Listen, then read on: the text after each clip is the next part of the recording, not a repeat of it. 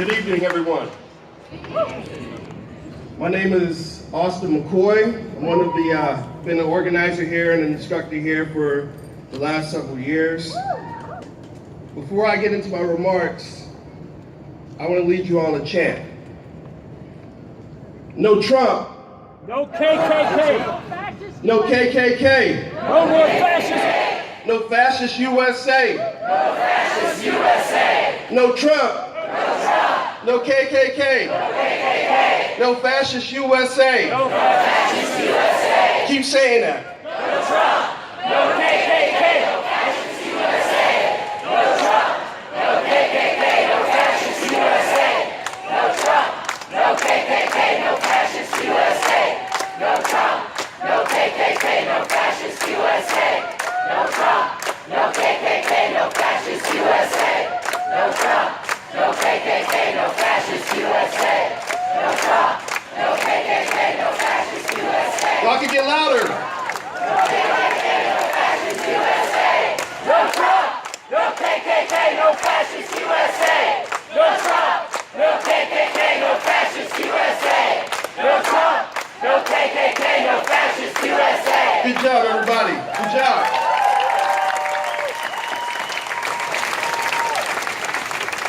So I want to thank all the organizers for asking me to speak. I'm another last-minute speaker. I've been under the weather, so if I sound a little congested, that's why. Second, I just want to offer condolences to Heather Heyer, her family, and the rest of the folks that were injured in Charlottesville. I also want to offer condolences to all the folks who have lost someone in the fight against white supremacy and against police violence.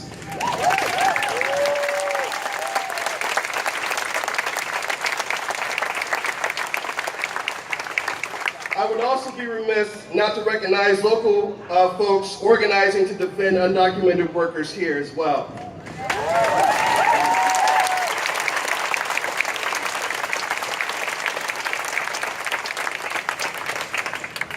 So like many of you all, I was horrified to hear about what happened to Heather Heyer and other organizers in Charlottesville. Being someone who has helped, organize or, march, in the streets of Ann Arbor, like some of you might have marched with us, some of you might have honked at us in support, but some folks might have tried to run some people over, and that's always been one of our biggest fears. And it's happened, like, no one has actually gotten hit, but there's always been at least one driver every march that has tried to, that has threatened to run over people. And it's only because of organizers that, are keeping people safe when we march that's kept that from happening. So when I was watching what happened on TV, you obviously don't want anyone to lose their life, and it was just like biggest fears realized. So, I just want folks to realize, right, that this is something that can happen anywhere, and it can happen to any of us here. So this is why yesterday was really significant. But there's no doubt, what happened yesterday was a terrorist act, but one with a deep history.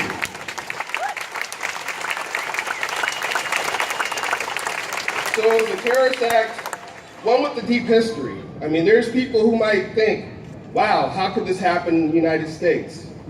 Well, it happens because we're in the United States. The United States, not Germany, the United States made Jim Crow a thing.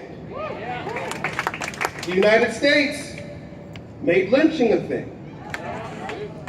We have to keep that in mind when we're talking about confronting white supremacy in this country. If we're not thinking about our history, I'm a historian. There are other historians in the audience. I think our mayor, studied history as well. Like, it's important. So we have to keep that in mind because it's easy to reduce the struggles against white supremacy to folks wearing hoods. It's not just about the loudest white supremacists. It's not about folks carrying Nazi flags. It's not about folks just carrying the Confederate flag. It's about how structural racism operates in this country, and even in places like Ann Arbor.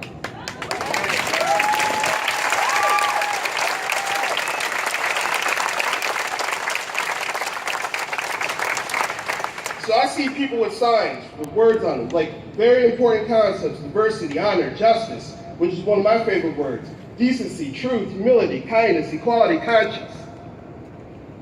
I'm probably going to speak more to the last word, because I'm going to give folks a bitter pill here.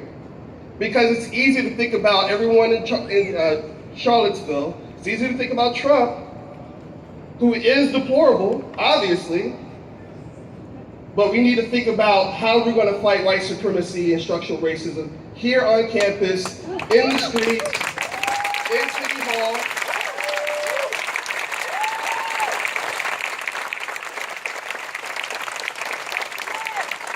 So there might be some elected officials here who say, well, I'm not a part of that. I'm with it.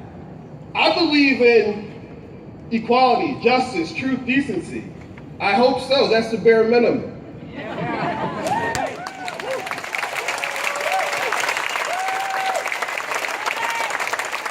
But we must go beyond the bare minimum.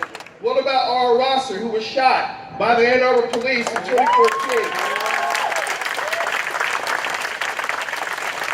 The responses to her killing resembled the responses to the killings of Eric Garner, Trayvon Martin, right? Michael Brown.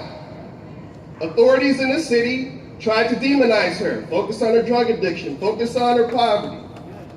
These things might be true, but if we're going to be somehow any sort of exception, then you have to go beyond the bare minimum. You can't be like Ferguson. You can't be like Baltimore. You can't be like Trump. We got to do better.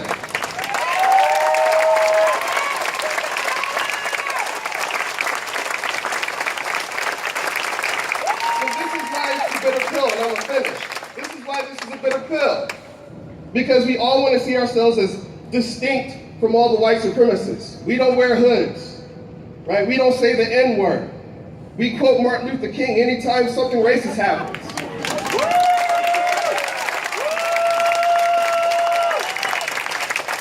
We can go beyond the bare minimum, though. Let's talk about the Martin Luther King who believed in economic justice.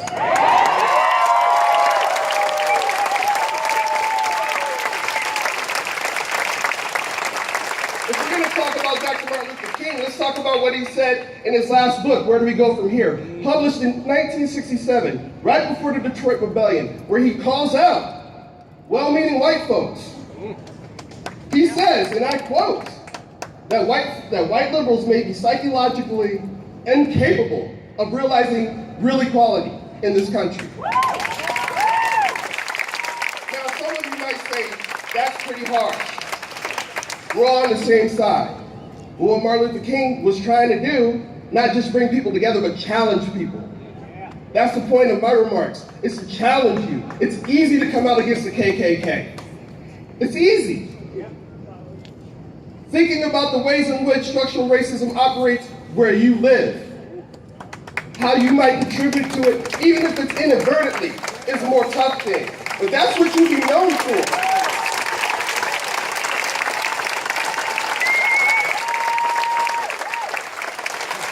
So you have a choice. You have a choice. You could be like everyone else and do the bare minimum. I mean, I have students who don't do the bare minimum, right? You could be like everyone else. We're going to do the bare minimum. When something racist happens, we'll come out to a march, right? You know what? We'll get mad when Trump is elected. Well, you know what? Maybe Trump might not have been elected. We might not have had what happened yesterday if we had been fighting white supremacy every single day, everywhere we're at.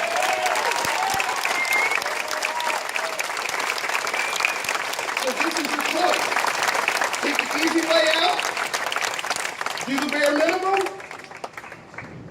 or practice justice, equality, speak with conscience, right? Tell the truth when it's the most difficult.